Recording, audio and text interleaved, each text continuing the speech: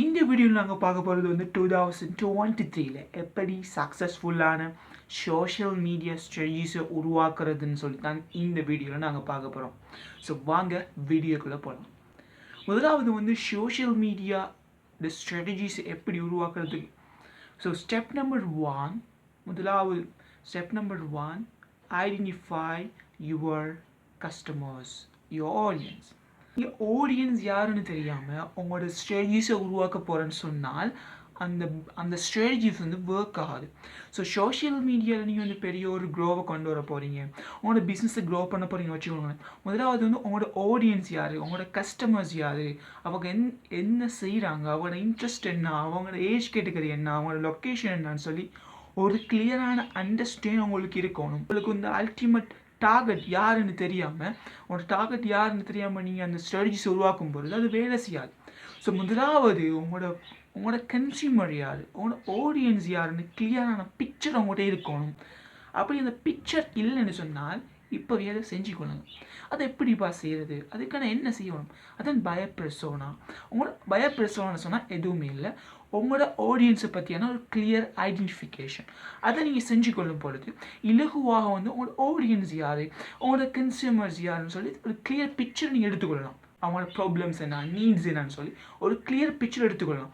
இப்போ வந்து இது வந்து முதலாவது விஷயம் உங்களோட சோஷியல் மீடியா ஸ்ட்ராட்டஜிஸை உருவாக்குறதுக்கு. Step number 2, which platform perform well. எந்த சோஷியல் மீடியா பிளாட்ஃபார்ம் வந்து பெர்ஃபார்ம் வெல் ஆகிது, அதாவது நல்லா பெர்ஃபார்ம் பண்ணுதுன்னு சொல்லி பார்த்து ஒரு சோஷியல் மீடியா செலக்ட் பண்ணணும். ஸோ அது எதுவாக இருக்கும், அதை எப்படி செலக்ட் பண்ணுறதுன்னு சொன்னால் அது பேஸ்ட் ஆன் யூர் பிஸ்னஸ். இதுக்கு முன்னாடி நாங்கள் ஃபர்ஸ்ட் ஸ்டெப் என்ன பார்த்தோம், உங்களோட ஆடியன்ஸ் யார், அவங்க யாருன்னு சொல்லி நீங்கள் ஐடென்டிஃபை பண்ணிங்க தான். இந்த ஆடியன்ஸ் இப்போ எங்கே இருக்கிறாங்க, எந்த சோஷியல் மீடியாவில் இருக்கிறாங்கன்னு சொல்லி பார்க்குறது தான் இந்த ரெண்டாவது விஷயம். இங்கே தான் நாங்கள் வந்து அந்த சோஷியல் மீடியா செலக்ட் பண்ண போகிறோம். ஸோ இது வந்து உங்களோட பிஸ்னஸ் கேட்டகரியை பொறுத்து. B2C, business to customers business கேட்டகரியாக நீங்கள் இருந்தால் நீங்கள் வந்து டிக்டாக், அதே மாதிரி இன்ஸ்டாகிராம், இது வந்து பெர்ஃபார்ம் வெல் ஆகிக்கும். அதே மாதிரி B2B இருந்தால், பிஸ்னஸ் டு பிஸ்னஸாக இருந்தால் லிங்க்இன், ட்விட்டர், அதே மாதிரி ஃபேஸ்புக் கூட இதுக்கு ரொம்ப ஹெல்ப்ஃபுல்லாக இருக்கும். ஸோ இது வந்து உங்களோட பிஸ்னஸ் கேட்டகரி, இது உங்களோட பிஸ்னஸ் நீஷை பொறுத்து. பட் இந்த ஃபர்ஸ்ட் ஐடியாவை நீங்கள் சரியாக எடுத்திருந்தால் இந்த விஷயத்தை வந்து இன்னும் சரியாக நீங்கள் வந்து கொண்டு வந்திருக்கலாம். Number 3, put you goals.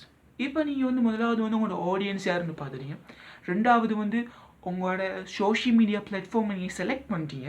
இப்போ நீங்கள் வந்து உங்களோட கோல்ஸை போடணும். என்னப்பா இது கோல்ஸ், இதுக்கெல்லாம் கோல்ஸ் தேவையா? ஆமாம், இதில் வந்து உங்களோட பிஸ்னஸை இப்போ நீங்கள் ஒரு பிஸ்னஸ் ரன் பண்ணுறீங்க, இந்த பிஸ்னஸுக்காக வேண்டி தான் இந்த சோஷியல் மீடியா ஸ்ட்ராட்டஜி நீங்கள் உருவாக்குறீங்கன்னு சொன்னால் இதுலேருந்து என்ன உங்களுக்கு தேவை வந்து இதுலேருந்து உங்களோட சேல்ஸ் நடக்கணுமா, இதுலேருந்து மக்கள் உங்களை பற்றி தெரிஞ்சுக்கொள்ளணுமா, உங்களோட பிராண்டை பற்றி, அல்லது வந்து உங்கள்கிட்ட உள்ள புது ப்ராடக்டை பற்றி மக்கள் அவேர்னஸ் எடுத்துக்கொள்ளணுமா. இப்படி நிறைய விஷயங்கள் இருக்குது. அதாவது அவேர்னஸ் நீக்குது, என்கேஜ்மெண்ட் நீக்குது, கன்வர்சேஷன் நீக்குது, லீட்ஸ் நீக்குது, இப்படி நிறைய விஷயங்கள் இருக்குது. சரியா, இதில் இது உங்களுக்கு தேவை.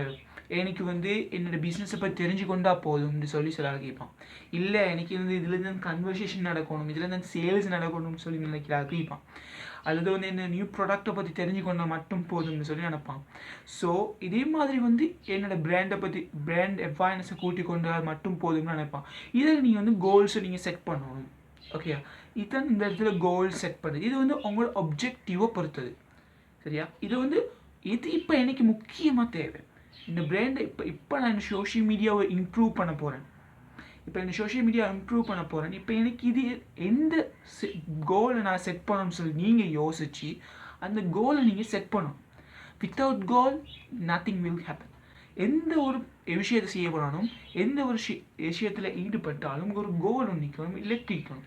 அப்போ தான் நாங்கள் அதை பற்றி நகர்வோம், அதை பற்றி நாங்கள் வந்து யோசிப்போம். ஸோ அந்த கோலை நீங்கள் சரியாக செட் பண்ணிக்கொள்ளுங்க உங்களோட சோஷியல் மீடியா ஸ்ட்ராட்டஜிஸை உருவாக்க முன்னாங்க.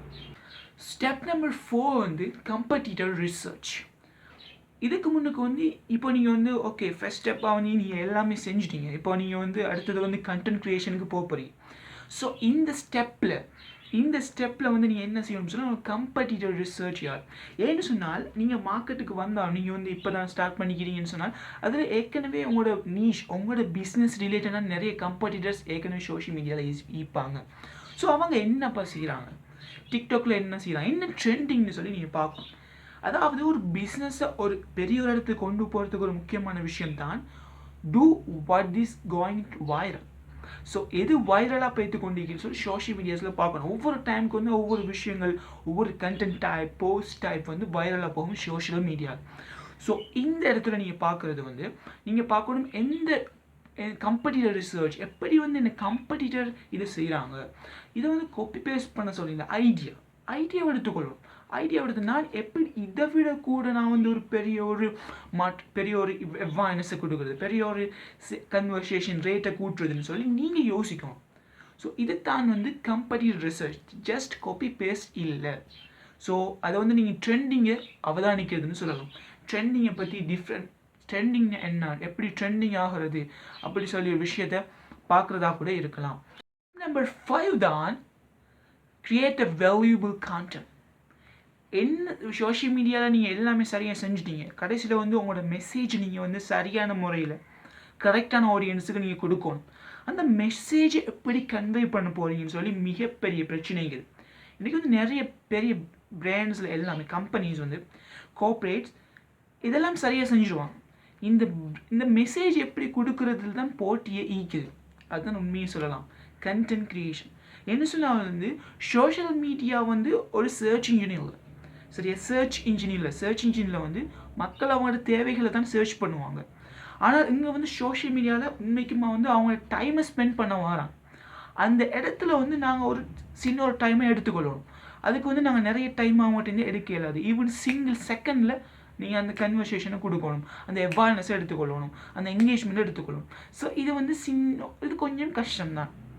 காரணம் எப்படி இது டக்குன்னு எடுத்துக்கொள்வது, இந்த சிங்கிள் செகண்டில் ஒரு செகண்டில் நீங்கள் வந்து அதை கிராப் பண்ணணும்.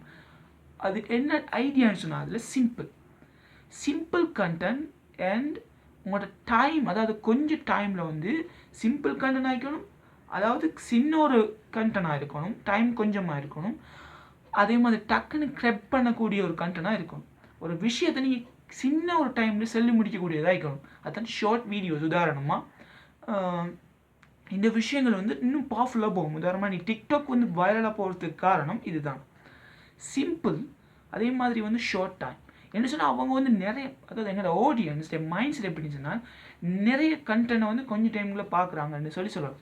ஸோ இது வந்து இப்போ வைரலாக போய்த்து கொண்டே இருக்குது இந்த கன்செப்ட். இது உதாரணத்துக்கு நான் சொல்கிறேன். ஸோ எந்த கண்டென்ட்டை வந்து நீங்கள் சரியான கண்டென்ட்டை செலக்ட் பண்ணணும், அதே மாதிரி க்ரியேட் பண்ணி நீங்கள் வந்து வேல்யூபிளாக ஷேர் பண்ணணும். இதுதான் முக்கியமான ஒரு விஷயம் கண்டென்ட் க்ரியேஷன். இதில் வந்து sometimes you can fail. Sometimes இதில் வந்து சில கண்டென்ட் ஒர்க் பண்ணாது, ஒர்க் பண்ணும், no problem, but do it. செய்யுங்க, தொடர்ந்து அதை கன்சிஸ்டண்டாக செஞ்சுக்கிட்டு போகும்போது உங்களுக்கு you can get the idea. உங்களுக்கு ஒரு ஐடியா விளங்கும், ரைட் இப்படி தான் இந்த பிராண்டிங், இது இப்படி தான் இந்த கன்சியூமர் இருக்கிறாங்க சொல்லி நீங்கள் வந்து அதை தொடர்ந்து செஞ்சு கொண்டு போவீங்க. 6 வந்து measure the results. Step number 6 measure the results. இப்போ நீங்கள் வந்து எல்லாமே செஞ்சுனீங்க, இப்போ நீங்கள் வந்து ரிசல்ட்ஸ் என்னென்னு பார்க்கணும். எந்த கண்டென்ட் ஒர்க் பண்ணுது, எந்த கண்டென்ட் ஒர்க் பண்ணல, நான் செட் பண்ண ஆடியன்ஸ் எல்லாம் சரியா, எனக்கு கிடைச்ச ரீச் என்ன, இது ஓகேயா இல்லை இதை எப்படி இம்ப்ரூவ் பண்ணுன்னு சொல்லி மெஷர் பண்ணணும். டிஜிட்டலில் மிக முக்கியமான ஒரு விஷயம் தான் எல்லா பெரிய ரிசல்ட்ஸும் வர்றது டெஸ்டிங்கில், சரியா? டெஸ்டிங்கில் டிஜிட்டல் மார்க்கெட்டிங்னு சொல்கிறது வந்து டெஸ்டிங்.